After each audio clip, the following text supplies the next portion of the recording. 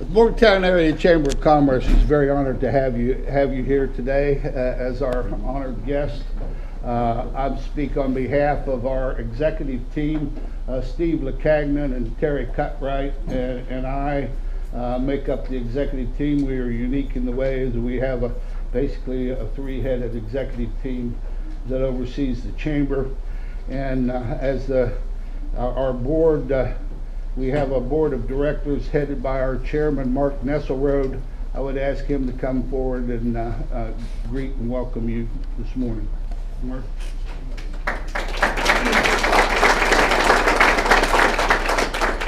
I certainly don't have a lot to say. Morgantown is a special place. We all know that. There's a lot going on. Thanks to Mon General for hosting us, or Mon Health for hosting us today. Certainly one of the key demand drivers in our area. Definitely welcome Senator Manchin. We've got a lot of great things, opportunity, exciting things going on with higher education, with the energy industry, with all kinds of demand drivers in Morgantown. So without further ado, I'll give the floor to Senator Manchin.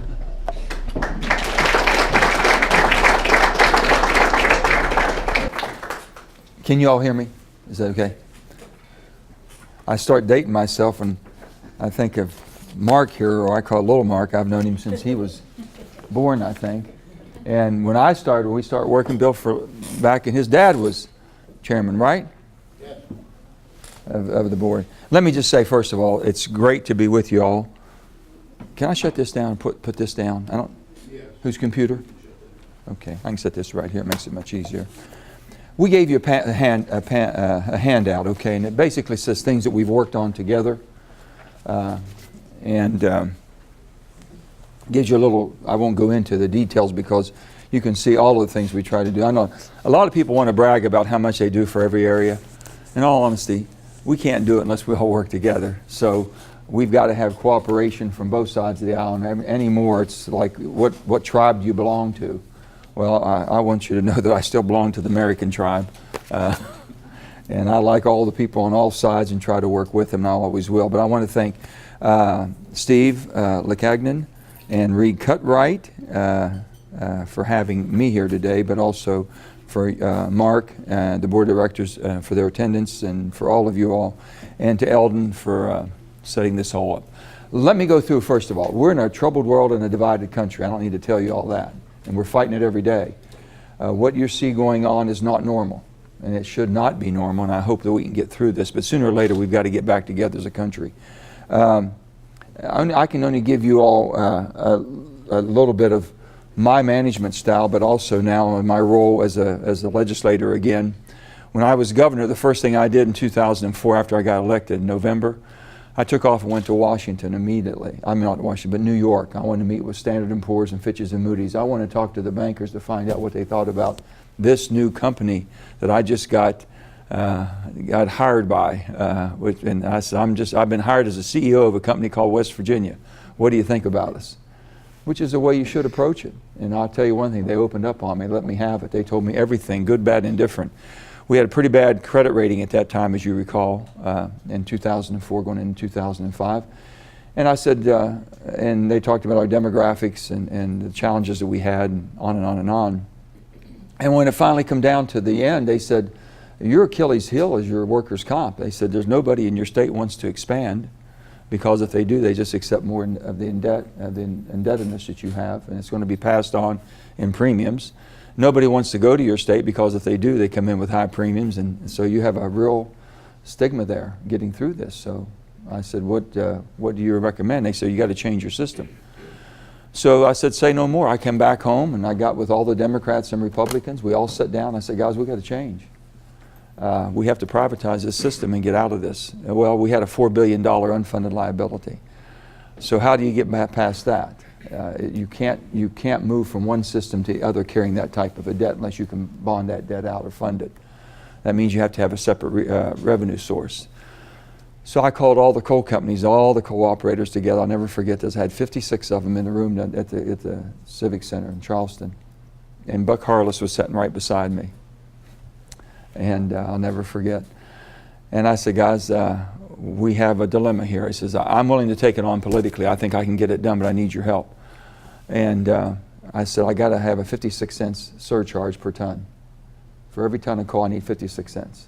That goes directly to bonding out this debt of $4 billion. They all looked at me, and I said, here's what, my selling point to them was this. I said, most of our incurred debts come through the coal industry because of the type of work that's done and the type of claims that we receive. So I said, if we can do this, and we do it, and we're successful at it, we'll reduce your premiums anywhere from 30, 40% or even more. And I said, the payback will be unbelievable. It'll be quick for you all. And I said, but basically it'll give us a pathway forward. You'll more than save the 56 cents a ton. So we had to sell it as a business deal.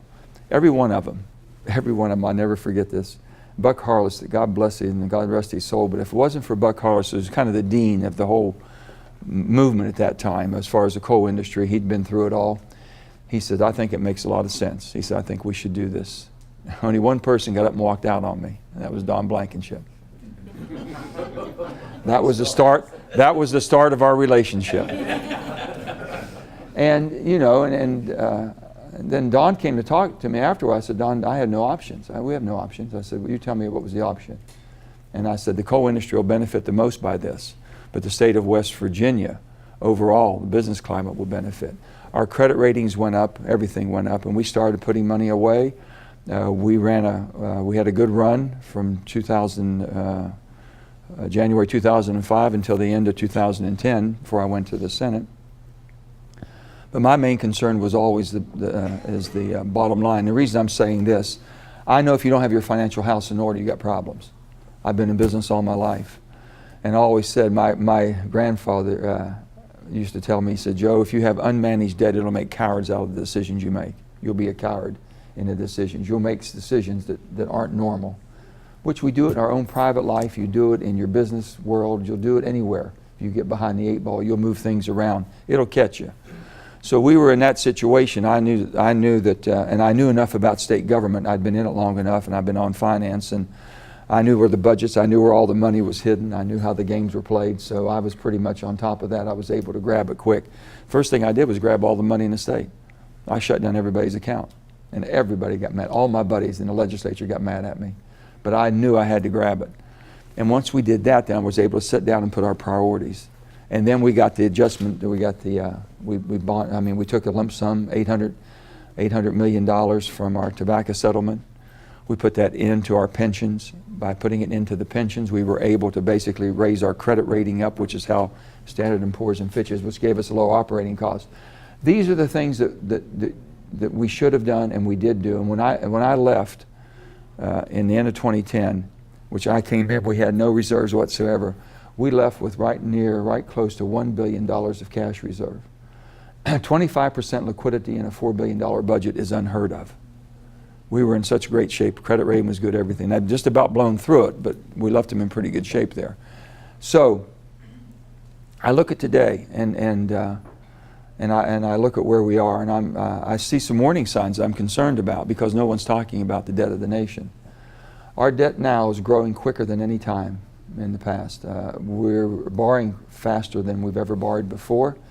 And to just give you an example of where we are right now, as far as in July, I'll round off numbers for you. July of 2018, the debt, the shortfall that we had in the Treasury Department was like 74 or 76 billion in that neighborhood.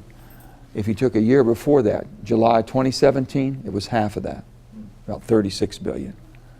Right now, the world debt, and these are all indicators that we look at, world debt is growing faster.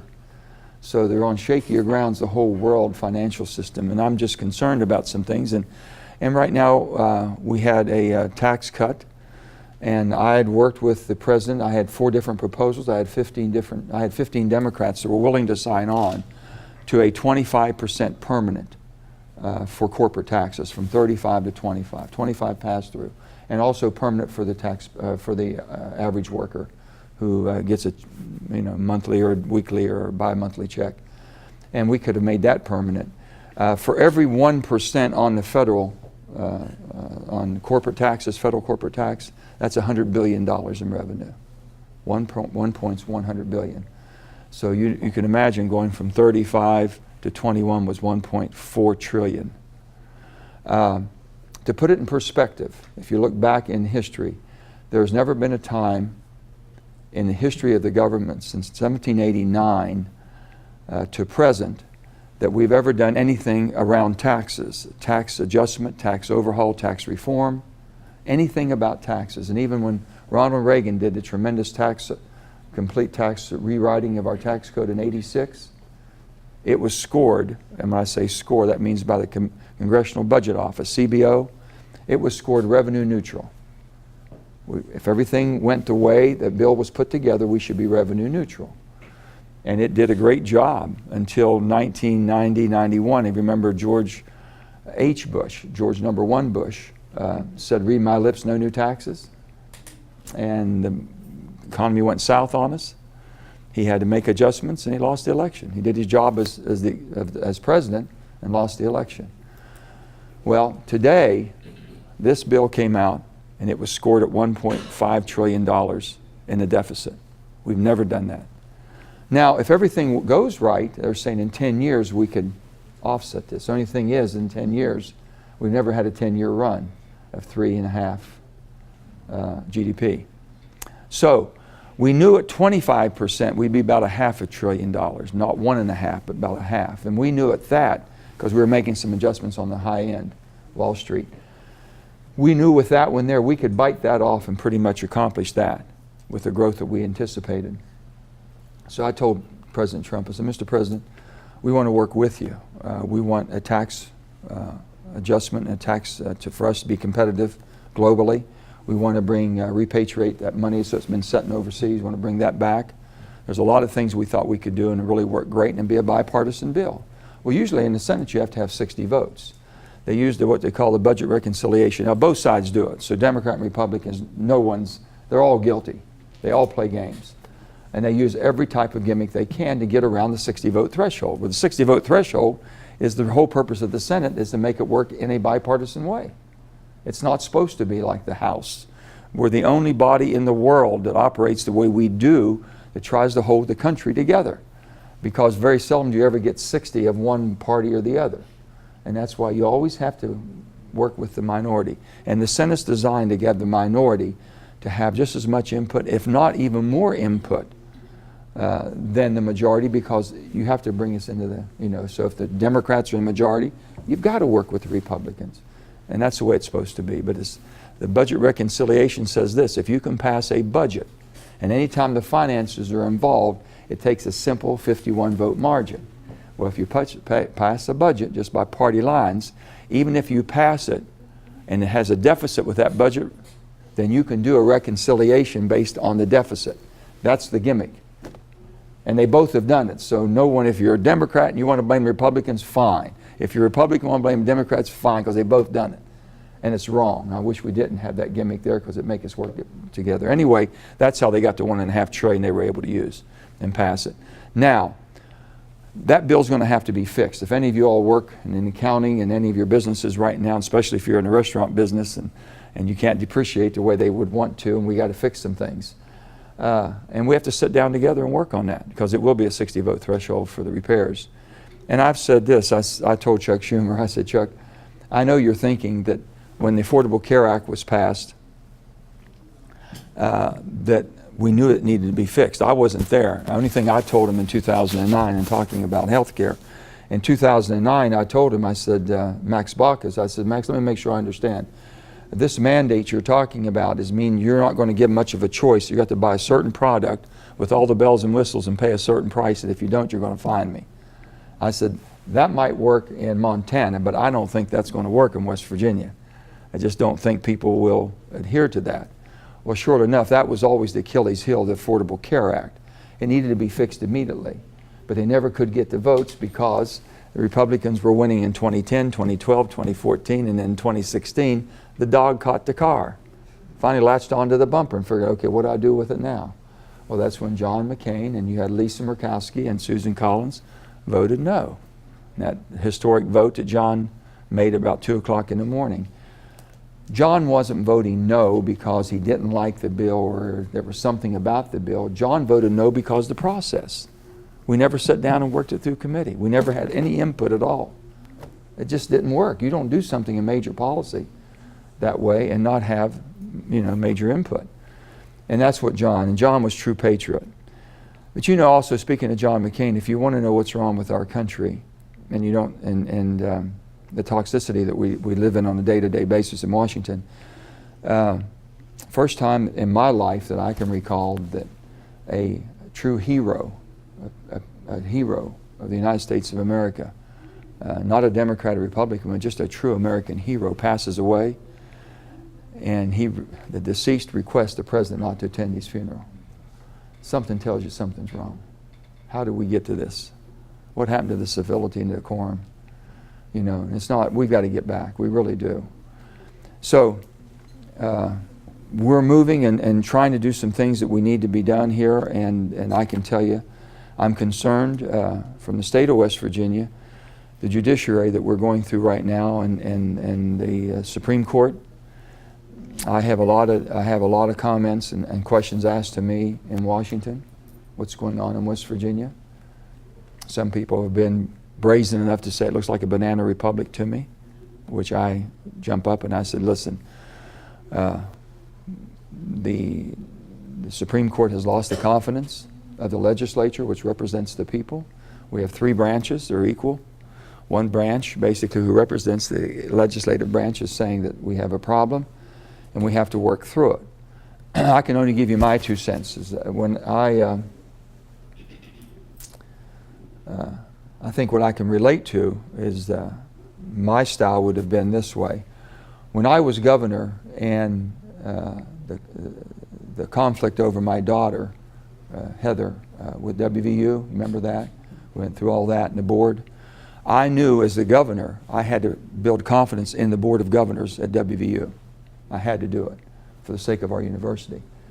So at that time I called Ray Lane, top-notch financier. I called Oliver Luck. I said, Oliver, I need you on the board. I called Charlie Vest, MIT. Remember Dr. Vest? So I called Dr. Vest and I asked him what he says, well, let me think about it. Then he told someone, I'm not going to do it. Well, I knew when he said that he was thinking of just good old politics in West Virginia. So I called him. I said, Mr. Vest, I can't accept no for an answer. Our state needs you and our university needs you. And you've got to be part of this. For us to raise above these conflicts that we have and sometimes these controversies. And it's a black eye. And I said that, we'll get through all this, but I said, you need to be on this board. And I said, I know what you're thinking. You're thinking, I'm the governor, my daughter's involved, so I'm going to be calling you and playing politics and this and that and everything else. I want to make you a promise, and I also want you to make me a promise that if I make a phone call and ask of anything inappropriate, I want you to immediately go to the paper, go to the ethics committee, you report me, you put me in the news, you do everything you can to show that I'm not qualified to be governor of the state. You do that. You're doing that with my encouragement. So he said, I'll take it. Well, it helped us get above the fray, and we got through all this. We're at a situation now where a governor has to put politics aside. You cannot get involved, and this is supposed to be a nonpartisan position to begin with, but he has to rise above it and get people that aren't involved, people that come from the realm of the jurist, and making sure that so once you put a jurist on there, I put robes on a lot of people. Once you put a robe on a person, basically the Democrat and Republican kind of goes away. If they're there and they're good and they do their job and you've elected them before and they really rise to that occasion. I've found that 90% of them will rise to above the political fray. That's what we need to do. So I'm hoping our governor would do that. If he would ask for my advice, that's what I would be telling him. And I think that we can get through this too. But it's a concern, and I think from y'all's standpoint it should be a concern. My concerns I have right now, I've got parts of the state, and we've been so lucky here in North Central, especially with WVU, the flagship mile, and everything we have going on in this area. This has been really the bright spot of our economy. And it seems to be resilient against any of the pressures that we receive. We have the southern part of the state that goes through the highs and lows of basically the coal industry, the extraction industry of coal. We have the gas and coming on strong now, the natural gas, also with the wet properties that we have along our border. It has a tremendous opportunity, and I have been pushing as hard as I can the storage hub. Have you heard about the storage hub we've talked about? The storage hub is a real game changer for the state of West Virginia, and I'll tell you the reasons why. First of all, we should be basically the backup and be the mid-Atlantic energy source for our country. Right now, I've talked to Rick Perry. He and I work together as governors, and we've been friends. And I said, Rick, you ought to look at West Virginia with all the newfound energy that we have with the gas and the Marcellus Shale and the wet properties and everything that we do that you're doing down in the Southwest. I said, you got all the eggs in one basket. And he said, Joe, you don't know how true that is. He said, I've seen a model of a Class 5 hurricane coming up the Houston Channel, and it paralyzes this country. It truly paralyzes us. And I said, well, we would be a natural for Ohio, Pennsylvania, West Virginia, even Kentucky, with all the energy we have in this part of the country and being protected inland enough to be the backup, if you will, and be for the security of our nation, defense of our nation. It's imperative that we do this. And he's been very receptive to that. We've got funding to now we can get funding in place for the storage hub. The storage hub allows us to keep large amounts of this resource to where we can use it to attract crackers. We can attract manufacturing back for the polypropylenes that come off of the ethanes. All this can be done, but you have to have that in place, and you have to have the distribution lines in place. Right now, the only thing they're doing is building pipelines to take the product out. We're not doing anything to keep product here and circulate it within. We can revitalize the whole chemical valley, if you will, because most of them are about 50% of the footprint they have. Tremendous opportunities. So we look at that. We look at our workforce. If you've read any of the reports, and I know a lot of the reports and studies have come out of WVU, we're going to be challenged. Right now, we're the only states below 50% as far as the adult working population working. There's only two things that really keep you out of the workforce: is lack of education or skill sets and addiction, or a combination of both. So there's got to be a way for us to get a child at an earlier stage. There ought to be a way for us to get youth coming through the primary and secondary education, to catch them early enough to find out what direction they're going to go and how we can do that to get them in some type of an associate degree as they come out of high school ready to work. We've got to have people in the workforce much quicker than what we're getting them now. We're losing them through transition is what we're doing to get the high-skilled labor. That has to be done. Next of all, if you say what's the greatest challenge we have right now, it's going to be an infrastructure. And I don't mean just our roads, water, and sewer. I mean broadband, high-speed connectivity. There's so much happening in that world, and we're all talking about 5G as utopia, right? We think 5G, if you have 5G, man, you got it all. 5G will be obsolete in another decade. It'll be laser. Everything will be lasers and satellite, low orbit satellites with lasers. It's going to be unbelievable what's happening, and as fast as this is changing. But we have to be prepared for it. Right now, I said if you lived in rural West Virginia or rural America anywhere in the 1930s, you probably didn't have electricity. You didn't have electricity. And no different if you live in rural America, rural West Virginia today, you probably don't have connectivity. You don't have high speed, or sometimes you have none. Some places you have no cell service. It'll cost us anywhere upwards of $1 million to build a cell tower in West Virginia, where they can build one for $200,000 or $300,000 in Kansas, because of the terrain that we have to work through and everything else. So this is not where the private sector is going to go, because the return on investment is not there. We understand it. Nobody likes government until they need it. And basically, if it wasn't for FDR, what he did back in the 30s, we'd have never had electricity, because you couldn't make the private companies go to where you needed it. It wasn't return on investment. So that's when government has to step up. Are we going to be a superpower and leader of the world? And we're going to have to make sure every American has broadband, high-speed connectivity, and is able to communicate. So that's what we're working on right now. We got $4.5 billion going in the next 10 years. $4.5 billion to what we call rural broadband.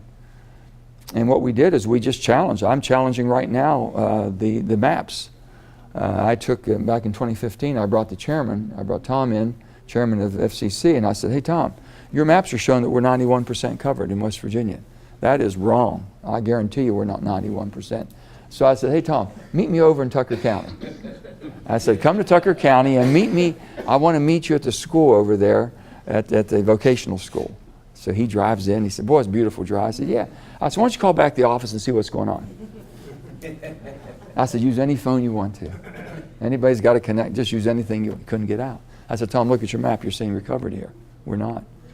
So I said, buddy, this is, I don't know. I said, I know what's happening. I know that the carriers, the large carriers in those areas, they take out a big swath. Even though they're never going to cover it because in return, they want to get that big swath showing that's their territory. And they cover where their return's going to be. So this is what we're challenging now. And I would tell any of you, if you have friends that live in areas that's not covered, let us know. Contact our office because we will challenge. We'll challenge the FCC maps. And that's the only way we're going to change things here. Again, when you talk about the economy, we were ranked 50th, and you used to keep hearing 49th and 50th in all the good categories, and first, second, third, fourth, and fifth in all the bad categories. It's not true. It's just not accurate. We've got areas of our state that's been challenged. And Ron knows exactly what I'm talking about. And you have 9, 10 counties that really have to rely on the vibrance of the extraction industry. If that's not going well, they're not doing well. When that goes down, it kind of pulls all of our numbers down. So you got to lift that part of the state up. And I've looked and I was, I've talked to different people in Washington. I said, we need, Southern West Virginia needs, they need Coalfields Expressway, King Coal Highway. They need to have some connectivity. They just don't have the highways down there to connect the South. Next of all, they need broadband high speed, which we're working on very aggressively. One important thing, they need to diversify their economy. And I've advocated for a hydroelectric dam, a large hydroelectric dam, for diversifying as far as our economy down there with tourism, not on the scale of Smith Mountain Lake, but something like that in our mined out areas. It could be a whole game changer for Southern West Virginia. It could lift us up to where they can hold their own. You take the revenue from the hydroelectric and distribute it with those counties to stabilize those economies. We just got to be thinking out of the box, and we're just not doing it. Everybody's scared to move out of their shadow. There is so much that I could talk to you about, and I can talk to you a little bit about the Kavanaugh. I think you've seen some of the latest news and revelations on his nomination, about the accusations. The only thing I just found out about the other day, my staff called me and told me, did I hear what was going on? I said, no, I hadn't, because I've been on the road. And then I got the articles and all that. And the only thing I can say to that, and I think it's been said, but I'll repeat it, is I believe that the lady, Dr. Ford, deserves to be heard and deserves to have a hearing if she wishes that to be. And I believe that Judge Kavanaugh has a right to defend himself also. And I hope that that chance is given in the most civil, proper way. We've never, think about this, we elected, they confirmed, I wasn't there, but confirmed Judge Scalia, which is pretty far to the right, Judge Ginsburg, pretty far to the left. And they did it less than, 10 or more years ago. At that time, both of them were done like 97-2 or 98-0. We never did pick our judges based on one issue, what they would, and for them to give us a definite answer. If this comes up, how would you rule? Judges never done that. I brought judges in my office when I was governor and appointing judges. I never had a litmus test. I wanted to make sure that they were the best.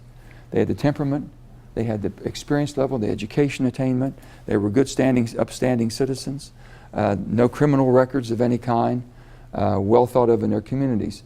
That's what we look for. We look for basically judicial temperance.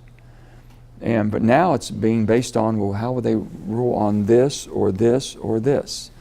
I have a big concern with the Affordable Care Act, health care. We have 800,000 West Virginians with pre-existing conditions. There's not one of you in the room doesn't have somebody in your family, maybe even yourself, that would be considered a pre-existing condition.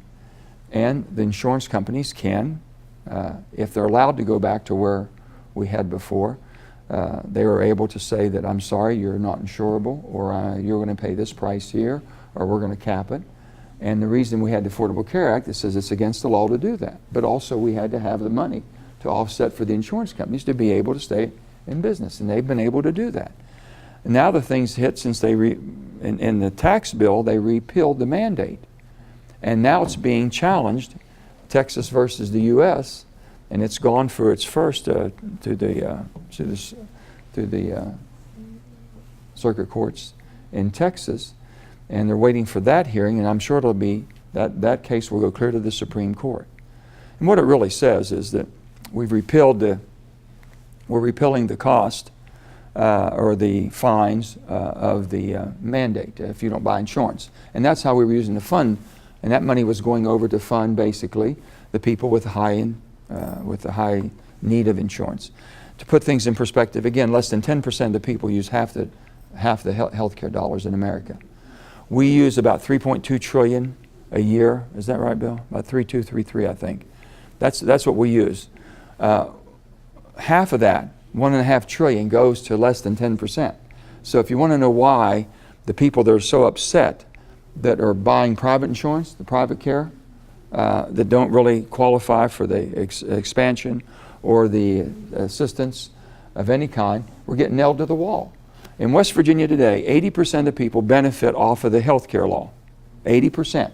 20% of people are getting nailed, and my son's one of them. He has a policy, he pays $7,700 a year, and on top of that he has a $5,000 deductible.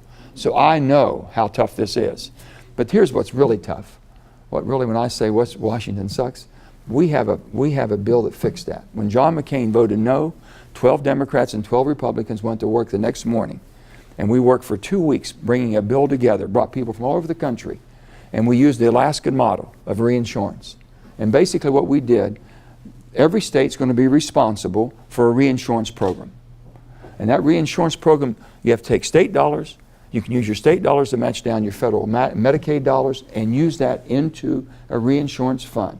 It's a high-risk pool, really, is what it is.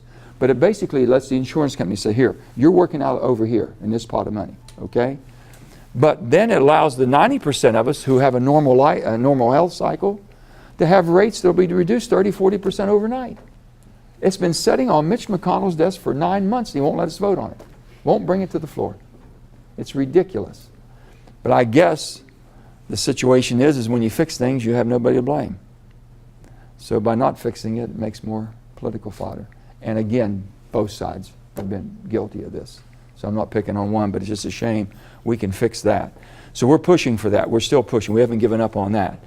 But the health care bill is 1/6 of the economy of the United States of America. 1/6, 3.2, 3.5 trillion. We have a GDP of about 18 to 20 trillion a year. Do the math, it's about 1/6. You let that crumble down, and I'll tell you how it used to work. All those with a hospital, anybody with the hospitals here, anybody with clinics, every one of you all, when I was governor, they'd all come to me at the end of the year for disproportionate share money. Everybody needed that money because you had to give away so much charity care. They walked through that emergency room door. They got, they're not going to turn them away. But that's money you weren't receiving. Then they come back and they say, hey, Governor, we need money to keep our doors open. So I had to work with all the different providers. That's what we had. If you were working for a company and you couldn't afford it, they didn't offer insurance, it was a small company, then what you would do is if you got hurt on the weekend at home working, you'd limp into work and file a workers' comp claim. Just the way the system worked. And it wasn't working. That's what we had in America. And we had to do something.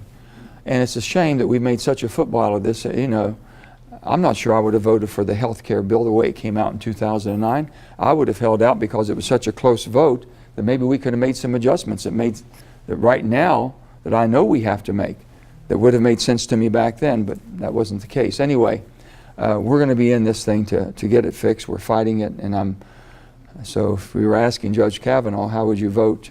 If I was going to ask him one and I wanted him to answer one, how would you vote if the Affordable Care Act comes before you or they say that the mandate's not unconstitutional?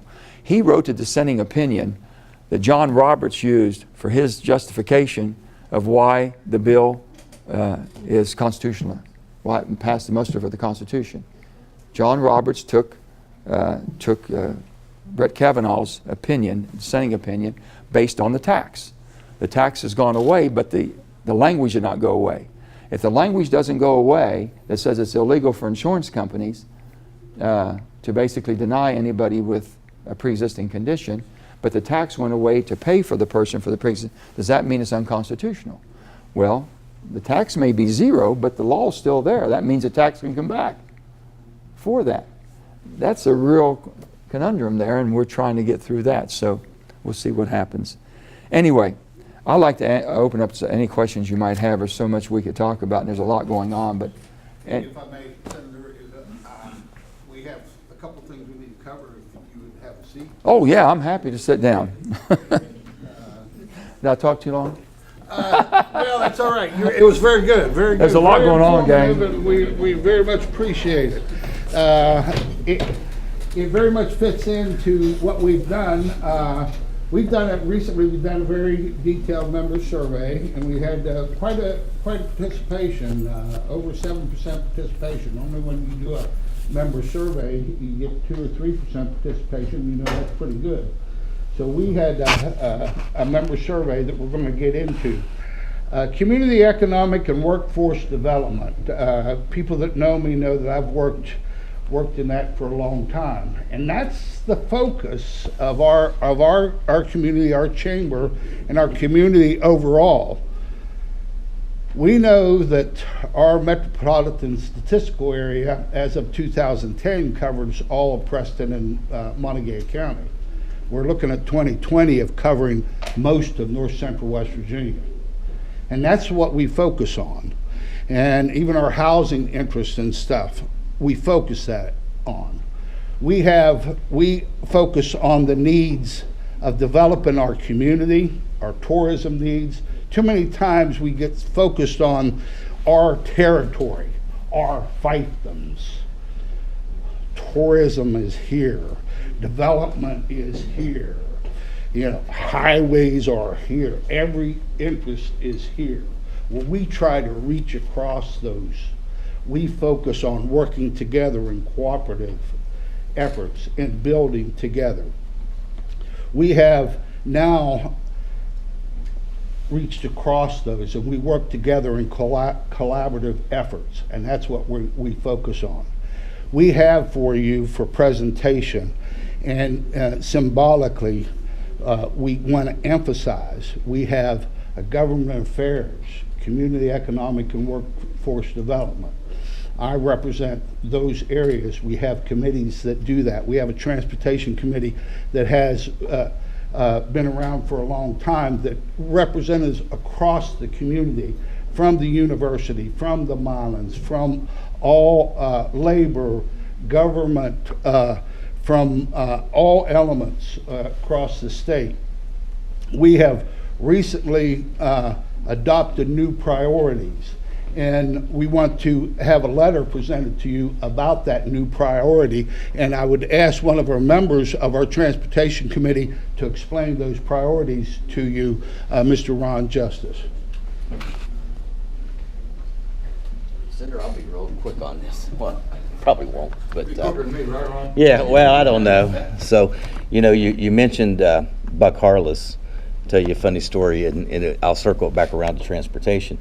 So, growing up, my grandmother, she lived in Gilbert, and before Buck moved across the river, lived next door to him. So I was probably 7, 8 years old. My brother and Tanya can tell you back then, it was a long trip from Logan to Gilbert. We stopped in Man to have dinner, right, Jason, to do that. And he was such a wonderful man. He had this, obviously in the coal business, but as kids, my brother and I, he had this huge backyard, but it was full of all this heavy equipment. I told him one day, I said, years later, after I was up here at WVU, I told him, I said, Buck, you saved my dad so much money growing up. And he said, well, how's that? And I said, well, as kids, you always wanted Tonka trucks or bulldozers or whatever. He'd always just say, let's go to visit your grandma and let Buck take you out on the real stuff. So I know what he meant down there to the southern part of the state. But it's ironic that you mentioned how they're working to diversify what they need to do. And about a month ago, I had an opportunity to spend a weekend down there with some of the leaders in that part of the state, and part of it was just picking the brain up here as how we did things from an economic development standpoint, and down there, what they need to do to diversify. And one of the things that that really struck me that they have going for them is their road system is night and day from what it was when we all grew up there. You know, if you used to go to Route 10 to Man or coming in on the corridor trying to get to Williamson, you couldn't get there. And their road system now is absolutely fantastic, and I applaud them for what they've been able to do. But in talking with some of the commissioners down there a month or so ago, I asked them the question, and they said, well, we all just pulled the rope together and we were on the same page. And the good news is that whatever's happened here in the past has happened, and we got to look forward to the future. And we have everyone pulling the rope the same way, working together. As Eldon mentioned, there's a number of different organizations, transportation related, through the chamber and through the government entities and through the MPO, and I represent the MPO, and that's what we're doing, is pulling together. So we had a great opportunity in Morgantown with the bond passage, and the future looks really, really bright if everything comes to fruition. A lot of people worked really hard to make sure that that would work. Yes, and so one of our top priorities was a mile ground. You're familiar with that, and it looks like that one is going forward, and hopefully within the next 3 years it's going to be a straight shot out from the football stadium to the mile ground onto 68. So our new priority right now is the Greenback Road, and what we really need to do to leverage additional federal dollars to get the Greenback Road completed. It is in the road bond. And what it also opens up is an opportunity with our locks and dams, because we have a great system that if we can get enough commercial traffic on the river, we can reopen the lock where the one docking facility is, which again is very important for commerce up and down the river and our industry. Opekiski's in the Fairmont down. Right, it's the Morgantown lock. Yeah, the Morgantown. Yeah, so our loading dock is on the Fairmont side of the Morgantown lock. So right now we have another facility that's on the other side of the Morgantown lock, but if we could get enough traffic in there. So this Greenback Road and that area would be really the highest priority we have moving forward. And if you look at our road bond proposal, there's some connecting dots that we need to make all that happen. And certainly leveraging federal funds for that project would be helpful to get it complete all the way. And secondly, working with the Army Corps, showing that commercial traffic, they've assured us, and they've been very good to work with, that if we can get that commercial traffic number up, that lock won't be an issue. So in this letter, it describes that, and I want to present that to you. And if you could help us on it, we greatly appreciate it. Thank you. Let me just say what Ron's up here. The only thing I wanted to ask, when I was governor, I think about 10 years ago, you all did a master plan as far as on highway. It was almost like a beltway we were putting around. Remember that? Yes, sir. And then we went for a bond on that, countywide, and it didn't go too well. Didn't go too well. But we're back. But We're back. is it the same type? I mean, because I thought it was. I mean, I was all in, and I did everything I could. But I think the western end of the county didn't think they were getting much opportunity from that, so they just weren't going to come on. Tom, remember that? And I think it's this. a little bit different because now the people aren't going to have to put somebody. Yeah, in. right. Yeah. And with the mile ground being let, that kind of takes that bypass, at least in part of it, off the table. Helps. Because it's going to get done Okay. now. So. No, I'm happy. All right. Yeah, All right. and we'll help you. Shelley and I are both on approach, so to show you how unique is I think we might be the only state that has two members. There's only two senators for every state. The only state that might have two, I think. Yeah, I think we're probably right. Two of us on approach, and that's big because that's where you cut the pie. That's where everything has to go through approach. We got 12 bills that come through, and we vote on every one of those. And because if you have two members from the same party, whether two Ds or two Rs from your state, you can't have two on. You only have one then. But we were both able to maneuver to get on without being detrimental to us, and it really has helped because we work together. When it comes down to what's good for West Virginia, I can tell you, her and I work very well together, and we crossed the line, and we said, yep, that's number one. So whenever you get a hold of us as our number one project up here, both of us will be on the same page, I can assure you. I'll let you stay there, or you sit down, either one. No, I'll stand. I'm gonna turn it over to our Government Affairs co-chair, Dan Miller from Bethesda and Willie Durr.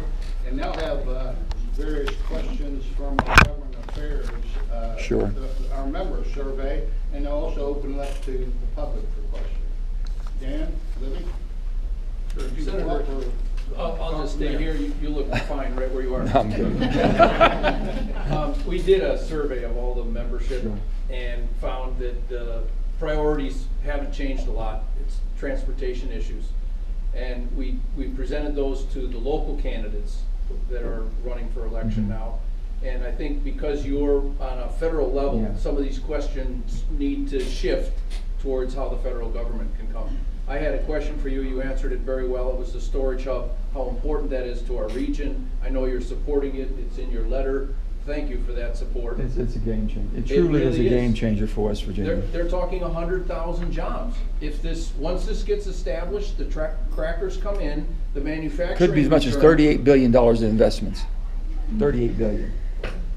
Yeah, so, I mean, we appreciate your support on that.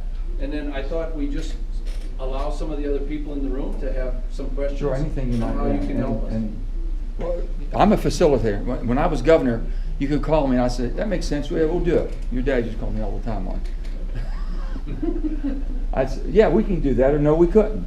Old Bill knew. I mean, he'd come see me all the time. Whatever we could do, we did. I'm a facilitator now as a legislator. I can basically make sure that our voice is heard, our needs are met the best we can. I got to work with everybody, and that's why I've been the most bipartisan person, because I never did think you could get anything done with one side. Whether you're a Democrat or Republican, you can't get everything done unless you work with everybody. So I've never campaigned against a sitting colleague, a Republican in the Senate. I've never raised money against one, and it's worked well for me because I built a lot of relationships. They don't look at me as a threat, that Joe's out there trying to beat me or defeat me. I just said where I come from, if you get up every day and go to work and try to get your coworker fired, you wouldn't last long in West Virginia. They're going to meet you in a parking lot somewhere at some time and have a little talk with you. And that's just not how we do business. So I feel good about the relationship I have with all 99 senators, and I feel like I can go to them and say, West Virginia needs this. We need your help on that. So I'm in a position now just to you call and tell me. I work with the Corps very well. Corps of Engineers is something. We're out of the Pittsburgh Corps here. It's a complete different animal working with the Pittsburgh Corps than working with the Huntington Corps. Two different animals, and if I can get the Pittsburgh Corps thinking like the Huntington Corps, I get 10 times more done. And we're pushing them hard. They are hard, aren't they? Pittsburgh. Woo.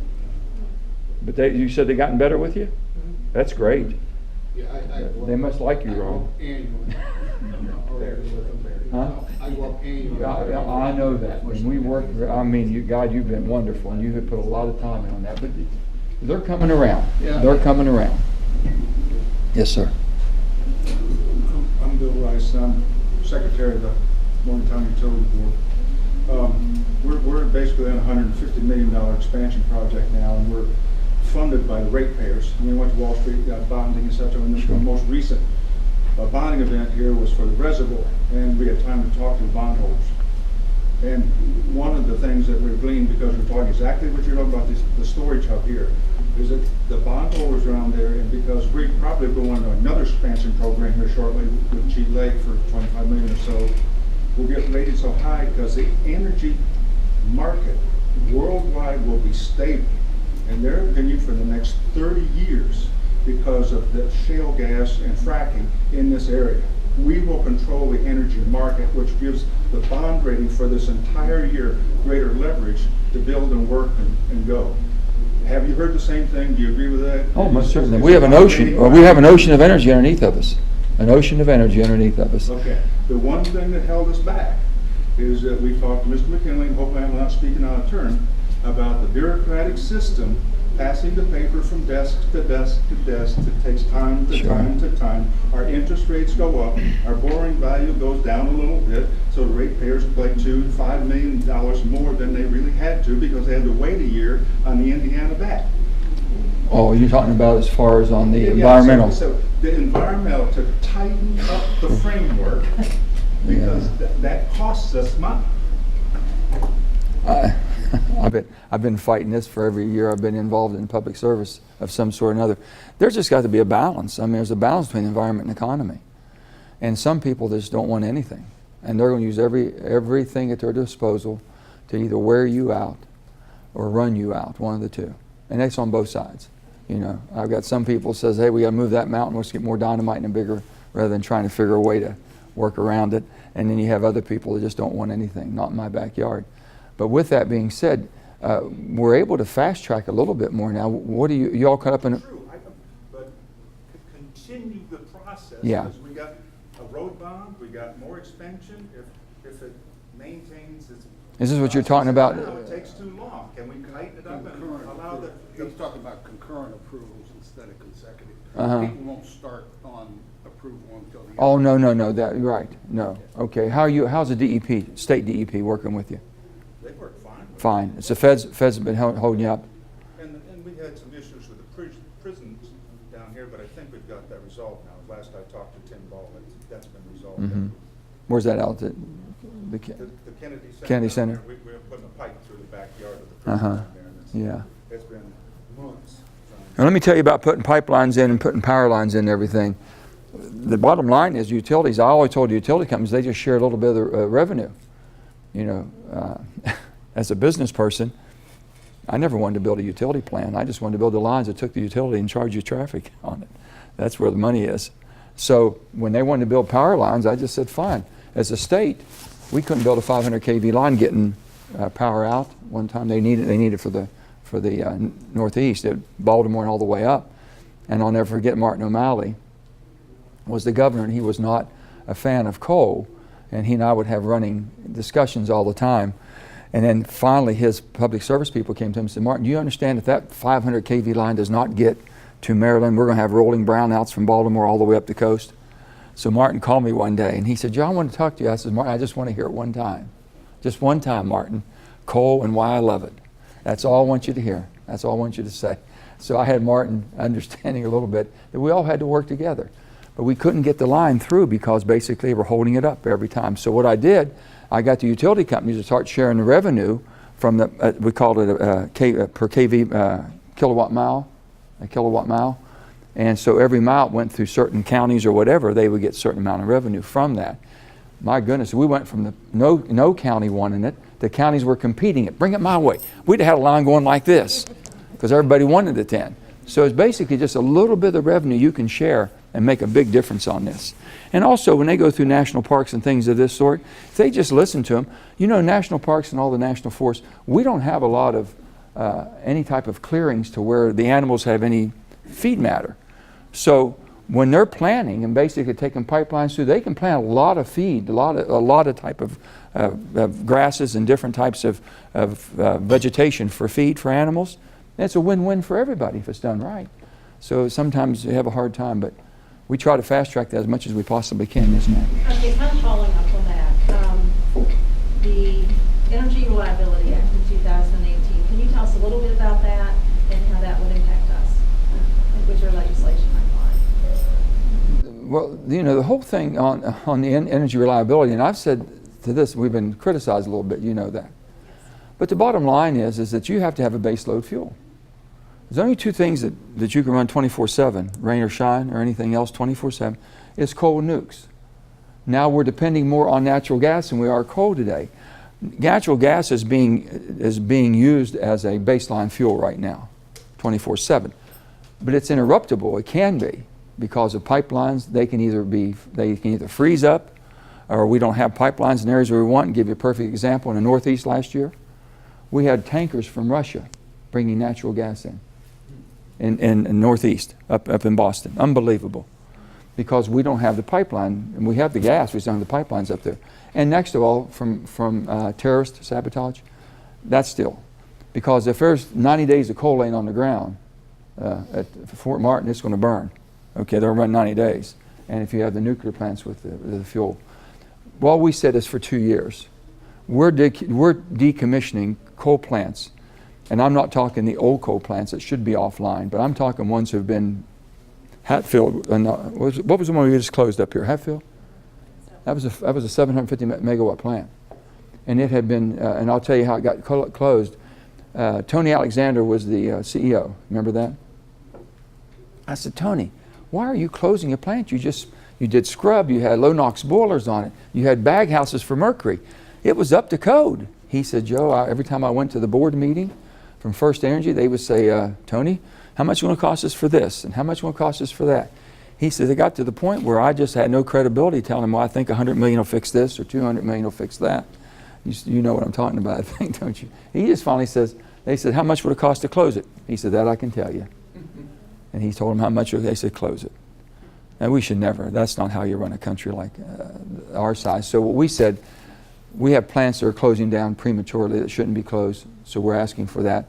And it was my staff, and I give my staff credit, because we were looking here for weight, and they were going to use the 202C, I think, was the rule they were going to use, which basically the naysayers would have looked at it from a standpoint, oh, you're just trying to subsidize an industry, and that's unfair. That's an unfair advantage. You shouldn't do it. So we looked at the National Defense, and it was basically the Defense Act that was used by Harry Truman, and back in after the Korea War, and economy and all that. And basically, the Defense Act says that you can't. You have to have certain grid reliability in order for the defense of our country, and that's what we use for that. That's what we're fighting for anyway. So I think we're going to get it, but they haven't. It's on the president's desk. He just has to sign it. But that was our staff that gave them the Defense Act to be used, because it's harder for people. And if they just look at it, the system can collapse in certain areas of the country. It's not that resilient. And we're taking too much of the base load off. And it's not, everybody thinks, well, you're West Virginia, you represent the state, it's a big coal producer, I know you don't care about the environment. And I said, well, wait a minute. I haven't met a West Virginian yet that wants to breathe dirty air or drink dirty water. Haven't met the first one yet. And we've cleaned up the environment in the last 2 decades more than any time in the history of the world. History of the whole world, we've cleaned up more than 2 decades than it's ever been done. Taking out the SOx and the NOx and all the things we've done to mercury. But you know what, it is what it is. You know what we're fighting every day. Yes, sir. One thing, I'm trying to say this correctly. Don't worry about it. I really appreciate your tone. It seems to be very conciliatory and trying to find a middle ground, and my comment is sort of along those lines.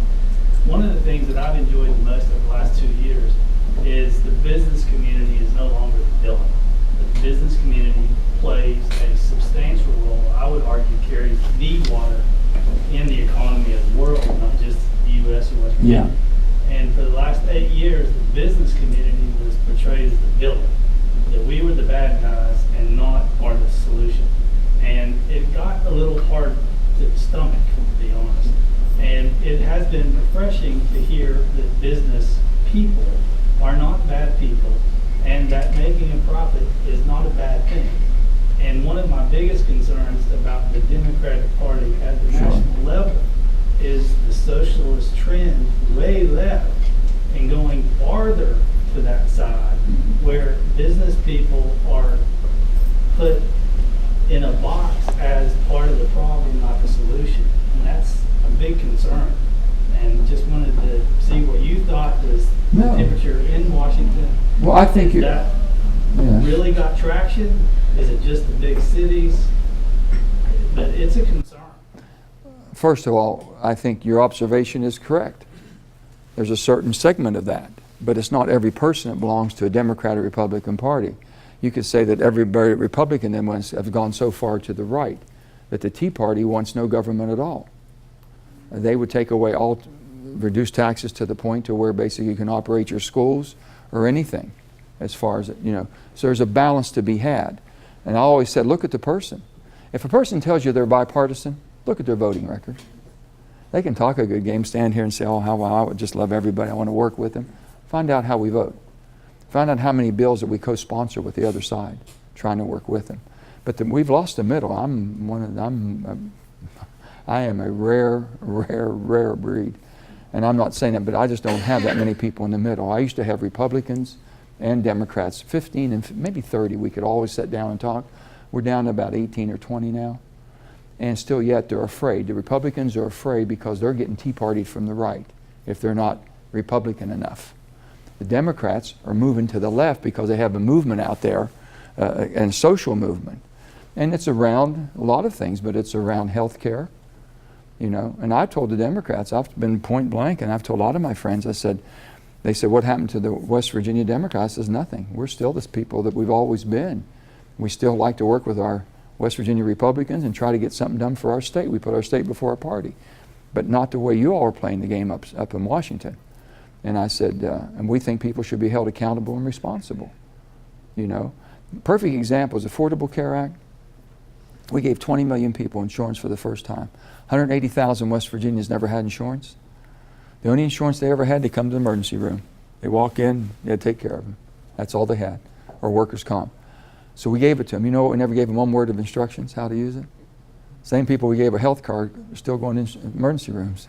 We're trying to get what we call managed. There should be a quid pro quo. If I'm going to give you something, I make the general public, then there should be something I'm making sure that you're getting the most benefit from that. And you should have a responsibility too. Now, I don't know if that's Democrat or Republican. It just makes common sense to me. But you're right. People right now, they think they're going to vote for an R or a D. You vote for an R and D, you're not going to get much more than an R and a D. And that's what happens. So if you don't look at the person who basically says, okay, yeah, that makes sense. When I was governor, I never party line stuff never meant a thing to me. To this day, it still doesn't, you know. And changing parties, they're not going to change a person, I don't think. People change because they just said, I just don't like that philosophy or whatever. Well, then change the philosophy. If you let it go that direction, I'm fighting from within. I'm not going to go down that path. And I think it's worth fighting for, trying to bring people back. But I think it'll correct itself. I mean, the country always has. Thank God we've had enough resilience to correct ourselves, and I hope it happens this time. But you're right, some of the Democratic Party has gone pretty far left. Yeah. Yes. It's very expensive. Huh? Senator Manchin, Well, I appreciate that you're here to represent the country as a whole, West Virginia, in a grander scheme, and I know we're talking about statewide issues. but we're, I'm Susan Riddle. I'm with the Greater Morgantown Convention Visitors Bureau, and I think Morgantown, if you have any advice for us as it relates to tourism, roads, and broadband. Broadband is an issue here, Oh, yeah. as well as it is in rural West Virginia. well, it's And coming I all think- over. Right, That's, and our audience here today has a challenge. are you challenging the broadband coverage? Do you all know to do it? Have we spoke to you about that, or has anybody spoke to you? No. We've been trying to get it, the federal government. We can bring up a portable. We can go around with you and tell you areas where the map says you're covered, and we can show that you're not covered. We go in and file a formal complaint. My Senate office is, I think, the only office in all of government now that's doing this. But we're challenging the federal government, saying, listen, because there's $4.5 billion going somewhere in the next 10 years. I just want to make sure West Virginia, we're as needed as much as anywhere else, if not more so. But if you'll get a hold, 304-342-5855. And then I got Wes McDonald is my guy in Washington. I'll give you Wes's phone. Well, here, Wes Kungel, Kungel, 202-228-0968. Ask for Wes. Wes is handling that. He'll even bring a person in here and bring somebody from FCC in too. We're fighting it. I mean, it's just every day. It's hand-to-hand combat. Thank you. Okay. Tom. The one issue that you hit that no one really wants to talk about, and you mentioned the drug situation, the opioid crisis. Sure. Plus also treatment centers and aftercare. Could you explain this group, the plan that you have with the one penny, which I think is amazing? It's and where are we at on that? What can we do? Because I think What when we'll people do hear is- this, it's unbelievable. yeah. Well, and here, this is a situation. But here, Mar, we might want to. We don't get you for the chamber. We'll get you copies of all the opiate bills we've been working on. It gives you an idea. But the one you're talking about, Tom, is called Lifeboat. We don't have enough treatment centers. If you talk to anybody, I have parents coming begging me, please arrest my daughter. Please put her in jail. Because if you don't, she's going to die. When a parent comes to you and they say, well, she might, if you can get her in, if she gets convicted, then at least I can get her in drug court and maybe I can get her some help. This is awful. It's awful when, they're desperate. So we don't have enough, and they can't afford them, we don't have enough treatment centers. So I said, fine, we need a funding mechanism because we don't have a solid funding mechanism. And here's again, Republican, Democrat, I said, okay, we'll put a 1 penny per milligram, a 1 penny production fee. Anybody that makes opiates, just that one drug, because we know that the effects of it has not been good. It helps people in certain, but basically if it was controlled in hospitals before, but now it's just wide open. So I said 1 penny per milligram. And that 1 penny per milligram, if you're producing it, you're a producer, that'll go to basically treatment centers only. And it'll go to the most affected areas. I can't get one Republican to sign on. Not one. Because they said, oh, no new taxes. I said, oh, no new taxes, okay. You sure as hell didn't think take a minute of thought about putting tax on cigarettes or tax on alcohol. I'm asking for a production fee, which cannot be passed on to the price of the person. And with production fee, you know how much that 1 penny produces? $2 billion a year. 1 penny. $2 billion a year. But here, they want to, and I'm getting them close. I think they're going to, but I said, listen, I'll go campaign with you. If you'll sign on to this, I'll campaign with you to get reelected. We need it. And then also, the biggest problem we have after that, let's say that we get someone cleaned up. And if you know how the addiction works, and I'm sure a lot of you do, because there's not one of us in this room that has someone in our family or close friend that's not been affected. But I talked to Matt Boggs at Recovery Point down in Huntington, West Virginia. Matt says, Joe, he says, I was probably the most hopeless addict you'd ever seen. Everybody that works for me right now has been a hopeless addict. And you know why most of them work here? Because they can't get a job anywhere else. They got a record. It's all larceny. They get a felony and they can't do it. They're done. So he says, if you just gave us, if we just had a little carrot. And I was thinking, carrot, what do you mean? I need something. He says, you understand what we go through? 5 or 6 months, he says, we start clearing up a little bit. We start getting, okay, man, reality now. I'm back into the real world. What am I going to do for livelihood now? I had a good degree before, but I have a record of a felony. I can't get hired anywhere, so what am I going to do? Now, he said, if I were just, I'm thinking, okay, well, I have a bill called Last Chance. And this last chance is this. If you go through accredited approval of 1 year, a minimum of 1 year treatment, and you come out clean, you dedicate your life another year for a mentor, helping people stay off or helping people get through. That's 2 years. Then the people that sponsored you, where you went through the treatment center and where you have worked as a mentor, they'll go with you as your sponsor, as long as it's not a violent crime or a sexual crime. Strictly larceny is what it usually is. You can go with your sponsors to the arresting officers and to the sentencing judge to see if you can get it expunged completely, one for federal crime, one last chance. We put thousands and thousands of people back in the workforce. Why not incentivize the employer? Don't take it off their record, but incentivize the employer to hire them, because the employer should know that there's a risk, but the employer should be rewarded for taking that risk.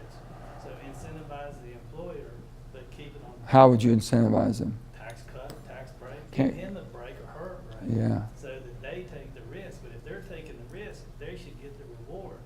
But the person who did the crime, if they take it off the record, then it might be a risk that the employer. Well, that's something to look at from that standpoint. We're looking at it from the standpoint of mobility-wise, Good behavior, which is taking. but it's going to be hit and miss. It's not going to be every employer. This way, they can go anywhere from a mobility standpoint. But what you're saying, yeah, Hires them, gets them break. yeah, Time for one more question. that's a good idea. I'll check on that too.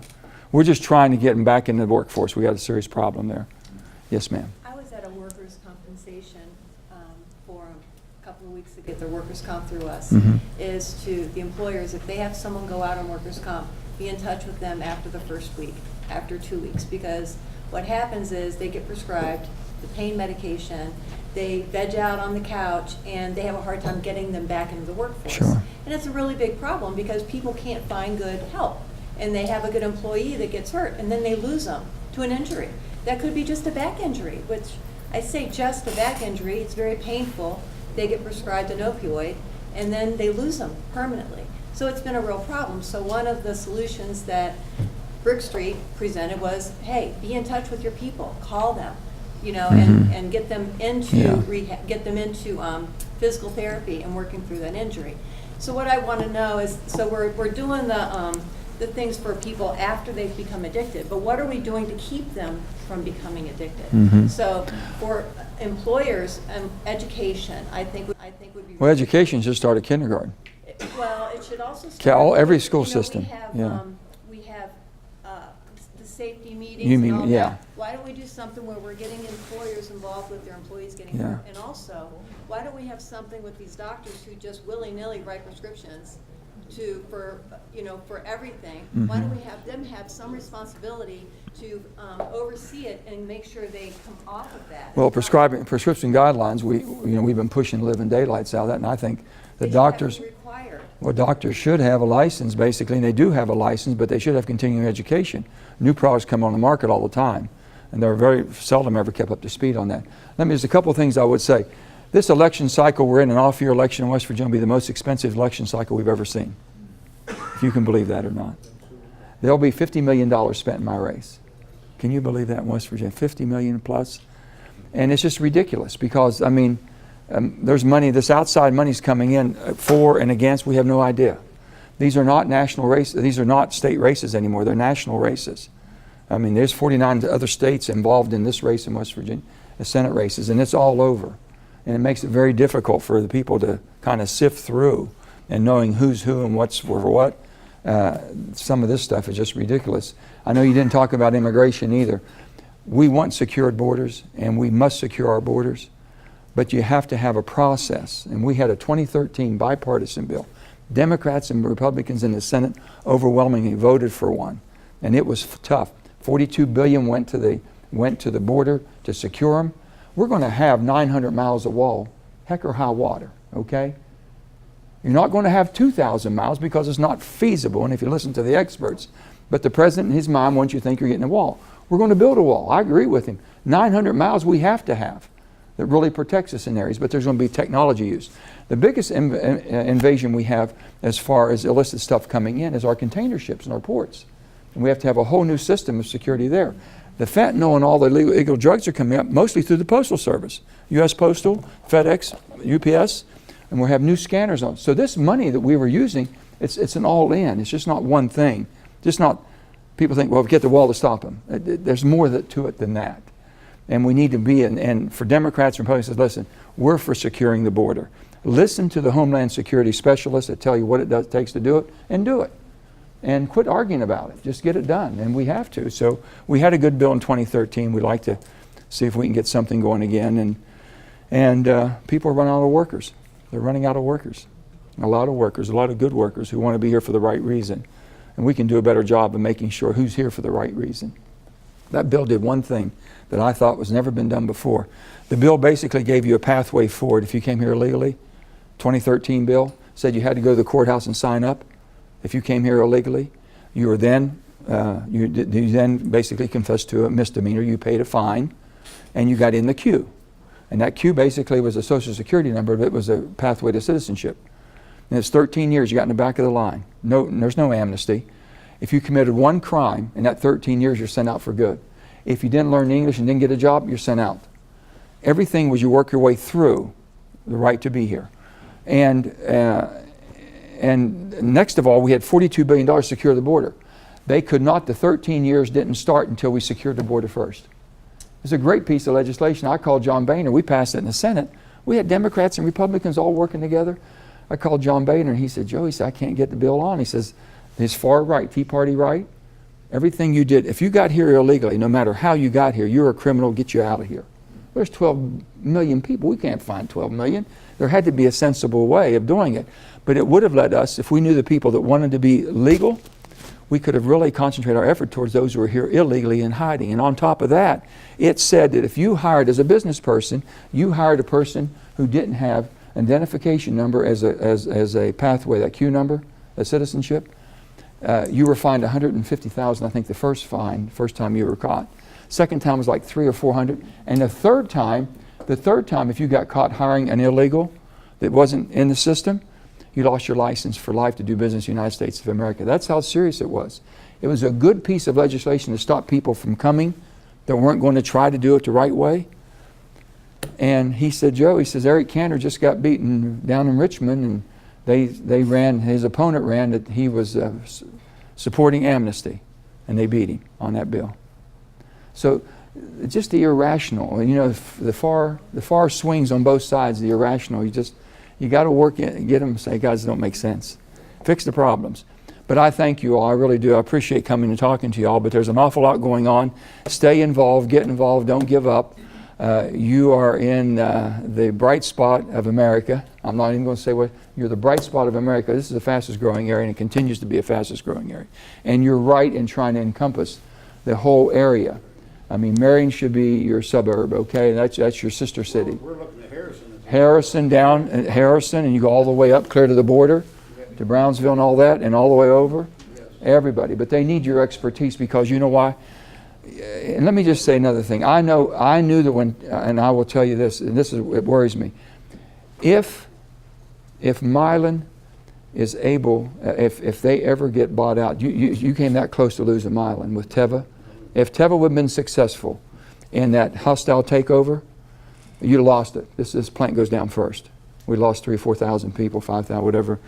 And I just know this world, this whole thing is playing off, and it's just such a factor for us in the state. But that's how fragile some of these jobs and these companies. We think they're all stable, but That's why it's so critical that we diversify now. yeah, you've got the economy to do it. Commissioners Association yesterday about the essential need to take this surplus and diversify now. We can't waste our surpluses thinking that, oh, well, we're good. That's why our people are sort of suspect about our success, whether Yeah. we'll continue, because we've blown it in the past. Well, just thank God you have a great economy. But Morgantown, I'm so proud, it has grown. Monongalia has done well. I want to thank everybody for coming. The senator this morning with the chamber he's going to be stopping and visiting some of our members. He has an opportunity to see the diversity of our members. A lot of our members are made up of new entrepreneurs, which he's going to have an opportunity to see. We have multinational companies. He's going to get to visit with Fresenius Kidney Center, which is a multinational company, but he's also going to stop in and visit some of our new entrepreneurs that's opening up. I'd recommend you all inviting John Chambers to come. When John comes on the East Coast, get him here. John's a West Virginia native. He's a proud mountaineer. I talked to him a good bit and everything, but he has some unbelievable ideas in what he's trying to do and jumpstart our entrepreneurial spirit in America, basically, the startups and all that basically we've hit a kind of a low point right now. But he is so inspirational, and I think you would enjoy. He'd be happy to come. I know he would, Elton. Yeah, please connect him with We'll help. We'll help set it up for y'all. But I'm trying to get John in every major area we have in our state, because he gives you hope, and he still believes in West Virginia. That's great. That's okay. Great. Please thank the senator. Thank you all.